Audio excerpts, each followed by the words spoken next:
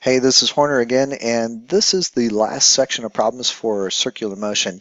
These are all non-uniform circular motion, which means that these objects are speeding up or slowing down in terms of its angular acceleration. So be really careful when you go through and kind of look at these. So at time 0, we've got a riding wheel. It has a velocity of 20 radians per second, so that's angular velocity. It also has a constant angular acceleration of 33 until a circuit breaker trips, and when it does that, the wheel turns through an angle of 432 rads as it coasts to a stop at a constant angular acceleration. So first thing we need to do here is they want to know what is the angle that this wheel turned between time t equals 0 and the time it stopped. So let's go through and write down what we know. We know that it started at 20 radians per second. We know the angular acceleration is 33. And so our time here is 1.6 seconds. So what we'll do is we need to think about, first of all, our pre. Our pre is before that circuit breaker hit. The circuit breaker hit at 1.6 seconds, so we were originally going 20 times that 1.6 plus 1/2 of the acceleration times our time squared, which is 1.6 seconds. So it's turning in that pre before it gets to the 1.6 seconds or right up to it, 74.24 radians. We now need to find out how long did it take to stop, and so it coasts for 432 radians. So that is our post. So we already knew it. We're going to add those two together and we end up with 506 radians, and that is the total angle in radians. Notice that's not in degrees, that is in radians that the wheel went through. For part B, they want to know at what time does the wheel stop. So this one's a little bit more difficult.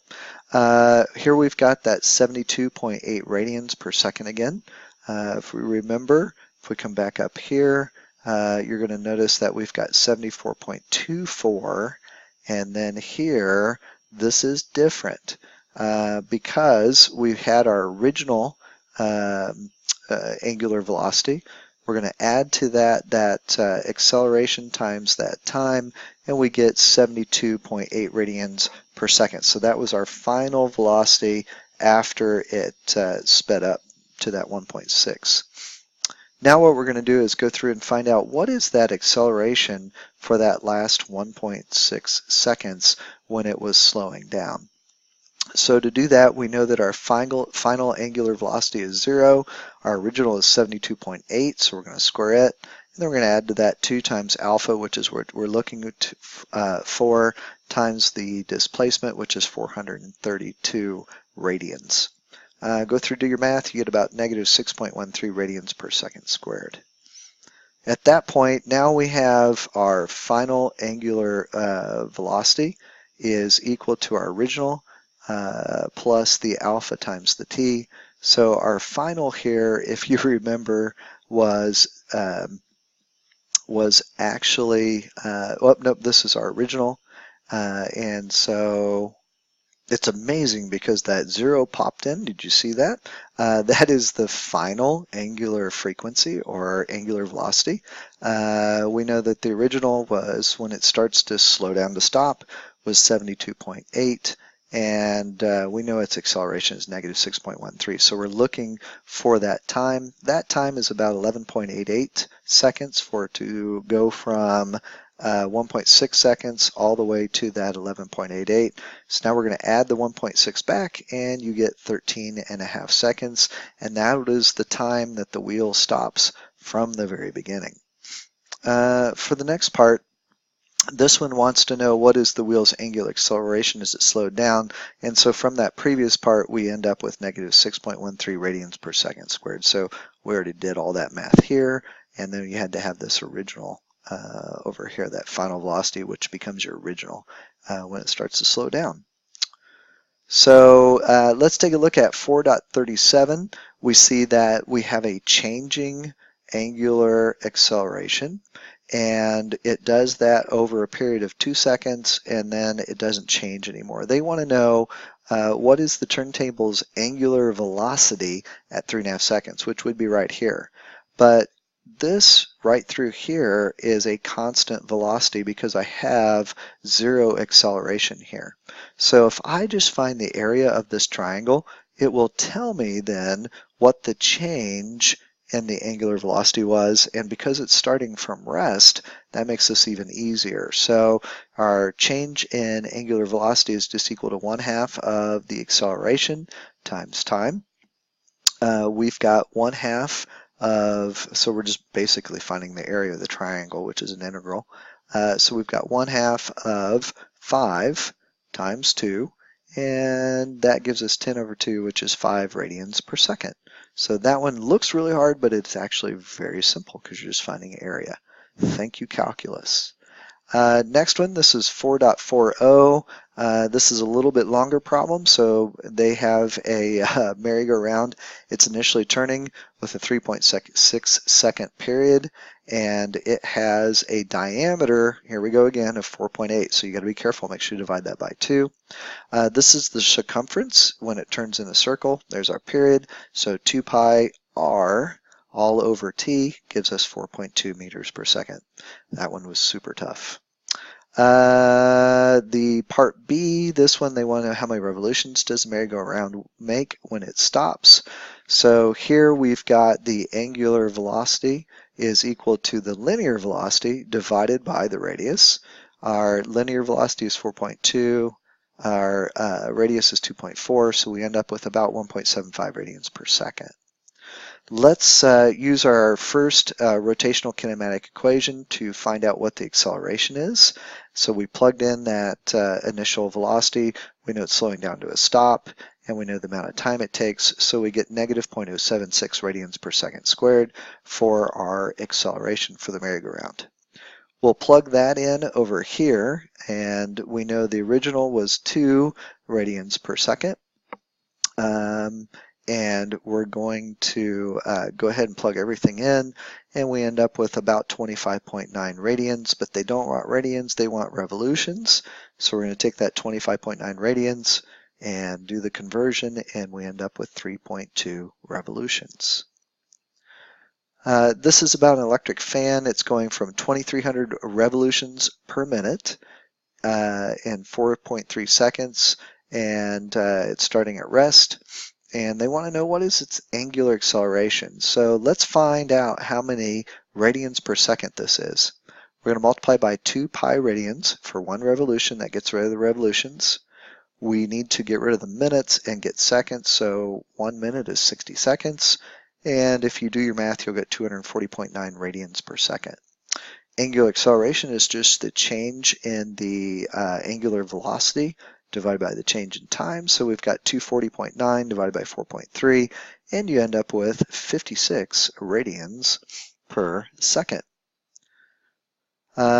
This is the last problem. This one is a lot longer. It'll take you a little bit longer to do. So starting from rest, we have a DVD. It accelerates to 600 RPM from 0 RPM, and it does that in 1 second. So when you hear that DVD and your DVD drive start to spin up, it goes very, very quickly.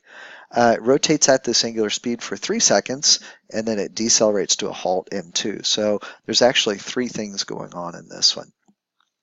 Let's go ahead, and if we're getting up to that 600 revolutions per minute, let's figure out how many revolutions per second it is. So I did that calculation here. We want to know what is the acceleration for that very first second to go from 0 to 600 RPM, or 10 revolutions per second. So I use the first kinematic equation for rotation. I plug everything in, and I end up with an acceleration of about 10 revolutions per second. Over on this side now, we're going to find out what is the number of revolutions that it has in that first second. So this is our second kinematic equation for rotational motion. We know that it starts at 0, and we know it accelerates up to our speed of 10 revs per second. We're not worried about it, but we do have our angular acceleration, which we found here, and so we get 5 revolutions. Once it hits that 10 revolutions per second, it's going to stay there for 3 seconds. So there's our 3 seconds at 10, and we get 30 revolutions. And then finally, it's got to slow down to a stop. So what we did here is we have to find out what is the acceleration if I go through that 10 revolutions per second and I want to go to 0. So basically all I've done here is just found out what the acceleration is. It's about -5 revolutions per second squared. And now that I know that, I'm going to use my kinematic equation again, the second one, for rotational motion, and I say that this guy right here is the third instance, or the third angle from which this thing is rotating. So I take that original velocity of 10 times 2 seconds plus that 1/2 of the -5, and that's our acceleration here, times 2 squared, and I get 10 revolutions. So now I'm going to take my 5 plus my 30 plus my 10, and it takes 45 revolutions for it to go all the way through. For this next part, part B, I'm sorry, this is the spinning electric fan. This is the one that takes a little bit more effort. A fan is turned off and its angular velocity goes from 520 to 150 in a time of 3.75 seconds. So the first thing they want us to find is the angular acceleration. We had to convert the revolutions per minute for each one to revolutions per second. So now that I've done that, I can plug in the numbers for each one. We know that it took 3.75 seconds, and so our angular acceleration is -1.65 revolutions per second squared. For part B, they want to know how many revolutions are made by the fan blades by the time that they are slowing down in part A, and that's from 520 to 150. So I just use my second equation again.